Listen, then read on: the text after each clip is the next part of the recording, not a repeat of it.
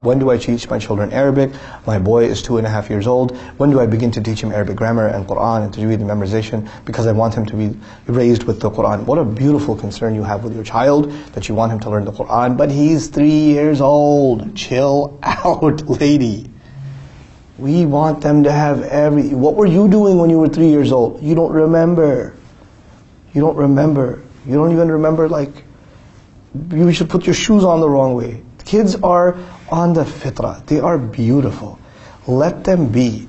Teach them, yes, teach them lovingly. Some kids have more aptitude. They want to learn quickly. They want to learn quickly, and you give them that opportunity. Some kids want to play more. Let them play more. Let them take their time. Parents have to learn to be flexible with their children and not impose the same standards and not make one kid compared to the other kid, especially in terms of their Quran. I have 6 kids. Not all of them memorize Quran the same way. Not all of them study Quran the same way. Not at all. I have one child who memorizes something in like 5 minutes. She can memorize it. This is ridiculous. She's so fast at memorizing. It's amazing. I have another who can, the same thing could take her a month. And I don't compare the, hey, why don't you be more like your sister? Huh? I don't do that. It's dhulm. This is dhulm. And it creates a hatred towards deen. Because of this book, my father likes my other sister more than me. That's wrong, man. Stop it. Cut it out. Stop being so stressed over your kids. Allah doesn't want your kid to be a hafiz. Allah doesn't want your kid to be alim. Allah wants your kid to be a good Muslim.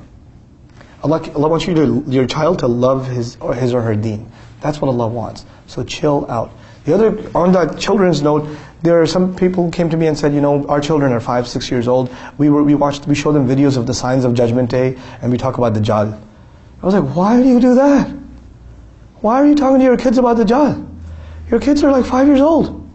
That's traumatizing, dude. I get scared reading about Dajjal. How are you going to tell a child about Dajjal? Listen, children are on the fitrah. They are on the fitrah. You know what that means? That right now, they are not responsible for any wrong that they do. Why do you want to put the fear of Allah in them when they don't have to have the fear of Allah in them? They don't. Fear of Allah is for someone who will be held responsible for their deeds. Yes or no? Right now is the age to expose them to the love of Allah, the mercy of Allah, the care of Allah, the gifts of Allah. That's the love of the Prophet ﷺ. Nothing about the fear, nothing about Jahannam, nothing about Yawm al-Qiyamah, nothing about Dajjal, nothing about great wars and calamity. No, hold on a second. This is not what kids need. It will traumatize them. They'll think of their deen in such scary terms. Children get terrified.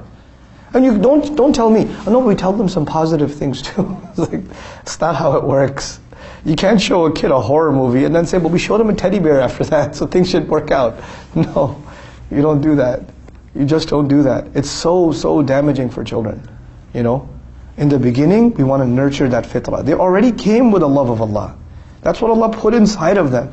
Nurture that love and don't replace it with fear. Fear will come later. When they get mature, when they get older, then we start talking about responsibility, accountability. Then you teach about Judgment Day. Then you teach those when they're at that age. Teaching that ahead of time just takes it all away. Same thing with teaching Quran, same thing with teaching anything to your children for that matter. Make things age appropriate and make things lovable.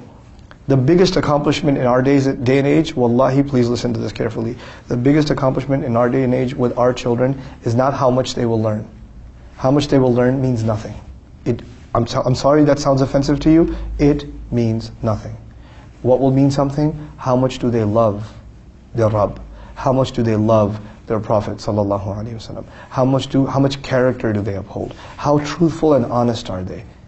You know, how easy is it for them to admit a mistake? How openly do they communicate with you? Their character is the most important thing, not their knowledge. Knowledge is superficial, it is for show to others. I'm not saying knowledge isn't important, but knowledge will always be secondary to character.